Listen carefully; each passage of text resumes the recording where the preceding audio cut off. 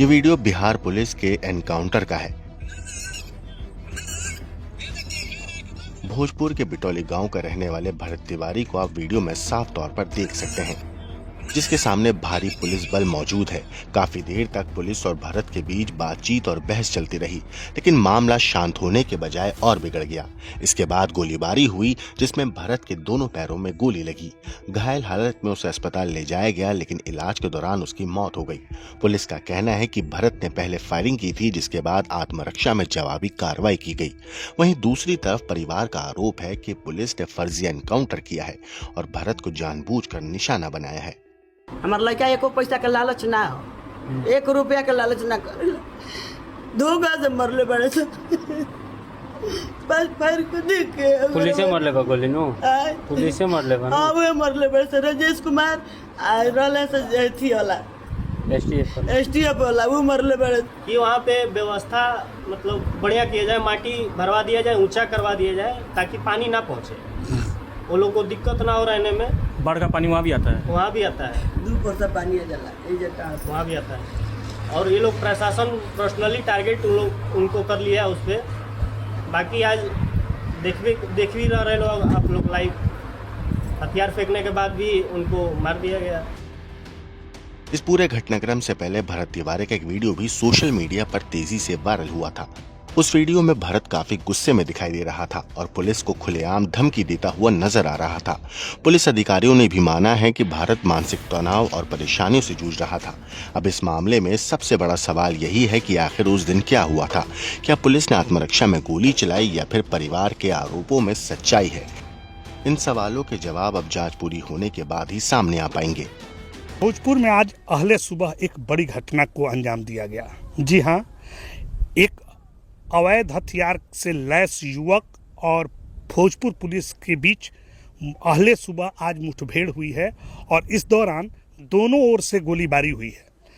Police का दावा है कि जब हथियार से लैस युवक पुलिस को देखकर फायरिंग करने लगा तो पुलिस अपने अभिरक्षा में गोली चलाई और वो गोली युवक के दोनों पैर में लगी, जिससे इलाज के दौरान उसकी मौत हो गई है। यह हृदय विदारक घटना जो है वो शाहपुर थाना क्षेत्र के बेलौटी गांव की है और इस वक्त हम मौजूद हैं शाहपुर के बेलौटी गांव में भी। और इसी जगह पे मैं फिर आपको एक बार दिखाने की कोशिश कर रहा हूं। ये आप देख सकते हैं, ये खून के धब्बे इस बात के गवाह ही दे रहे हैं कि यहीं आज जो अहले सुबह एनकाउंटर हुआ था वो इसी जगह पे हुआ था। ये जो मृतक जो पुलिस मुठभेड़ में मारा गया है युवक, उसके घर से ठीक 1.5 किलोमीटर की दूरी पर गांव के बधार है और इसी बधार में आज सुबह में पुलिस और जो यहाँ भरत तिवारी नाम का जो बेलौटी का युवक था उसके बीच में मुठभेड़ हुई है और दोनों ओर से गोलियां चलाई गई है। ये दिखाने की हम कोशिश कर रहे हैं। आप देख सकते हैं यहाँ एक छोटी सी घनी आबादी का क्षेत्र भी है और यहाँ जो जवैनिया गांव के लोग जो हैं विस्थापित, वो यहाँ रहते हैं।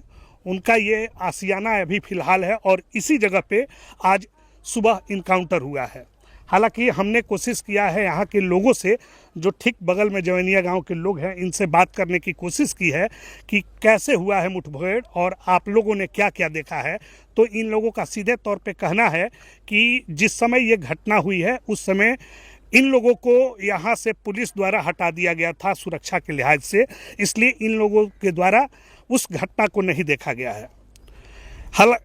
मैं आपको बता दूं कि ये घटना जो हाई प्रोफाइल ड्रामा था वो पिछले 48 घंटे से चल रहा था।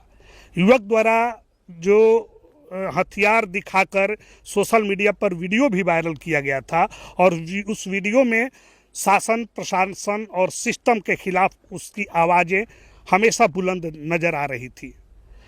पुलिस कल तक दावा कर रही थी कि जो युवक है वो विक्षिप्त है और उसके चलते जो पुलिस कार्रवाई है वो संयमित तरीके से की जा रही है, लेकिन अचानक आज ऐसा क्या हुआ कि पुलिस को उसके ऊपर गोली चलानी पड़ी? ये भी एक सवालिया निशान है। जी हाँ, कल भी एक वीडियो वायरल हुआ था जिसमें साफ उस वीडियो में दिखाई दे रहा था कि जो मृतक भरत तिवारी हैं वो अपने घर के दरवाजे के पास चौकी पर बैठे हुए हैं और हाथों में पिस्तौल लिए हुए हैं। उनके सामने शाहपुर थाना अध्यक्ष जो हैं राजकुमार मलकार जो हैं वो सामने बैठे हुए हैं और वो समझाने की कोशिश कर रहे हैं।